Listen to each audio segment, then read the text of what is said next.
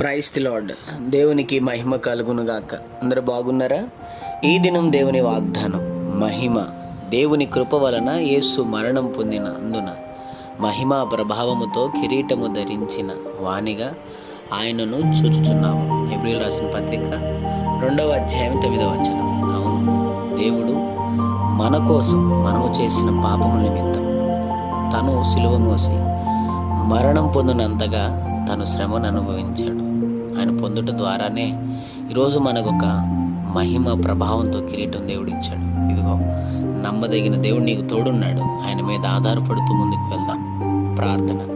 ప్రేమ కనికరం గల మాతాడు, నీకు వందనాలు. ఈ ఉదయకాల సమయంలో బిడ్డలను మీరు దీవించి బలపరిచి వారు వెళ్తున్న ప్రయాణంలో, మార్గంలో, పనుల్లో, ప్రయత్నంలో, వ్యాపారంలో, వారి స్టడీస్లో, ప్రతి విషయంలో వారికి మీరు తోడుగొండి సహాయం చేసి వారిని, వారి కుటుంబాన్ని దీవించి ఆశీర్వదించమని యేసు నామములో అడుగుతున్నాం తండ్రి. ఆమేన్.